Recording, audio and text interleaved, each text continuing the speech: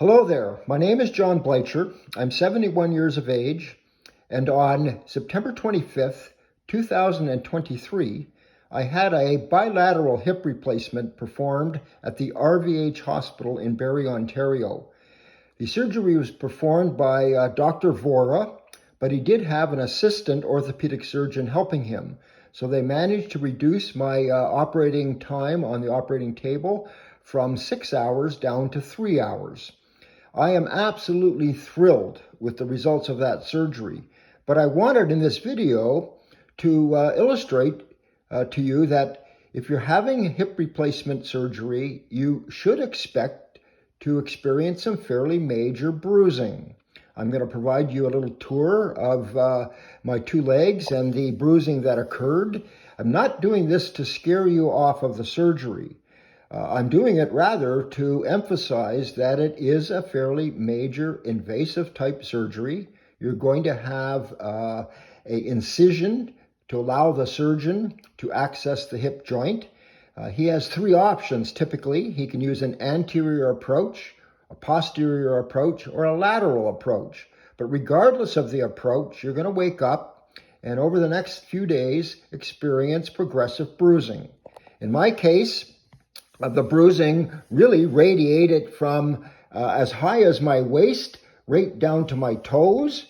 I was a little concerned at first, but one of the reasons for so much bruising is the fact that prior to surgery, you're likely to be put on a blood thinner.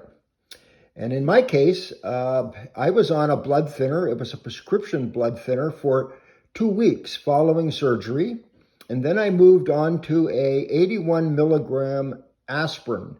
And I took that aspirin for another 3 weeks. The reason for the blood thinners is to help reduce the risk of a blood clot, which is and can be a common occurrence in any kind of major surgery. There's a picture, believe it or not, of the back of my knee, which I would hardly expect would have been affected by the surgery. This is a picture of the left thigh. Almost directly behind that is the new prosthetic joint. And this is my right thigh. Sorry, that's my left thigh again. Now, after 7 days of wearing a waterproof bandage, I was instructed to remove the bandage and replace it by an identical waterproof bandage. This allowed me to shower over the course of the 7 days and then continue to shower until I actually had an appointment with my surgeon to remove the dressing for the final time and to inspect the surgical wound site and to remove the stitches.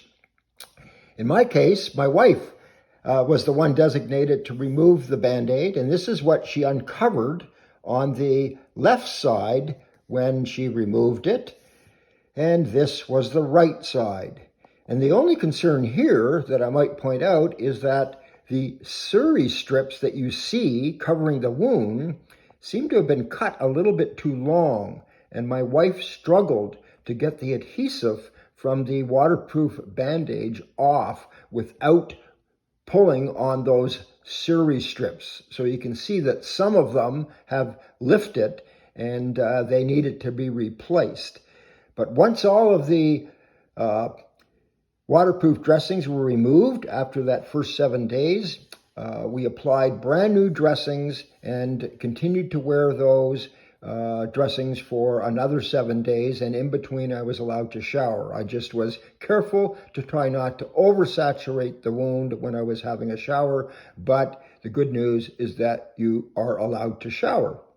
So that's a tour, again, of the surgical wound site, the bruising that you could expect to occur because you're on a blood thinner. The good news is that the bruising doesn't hurt that much. It just looks terrible.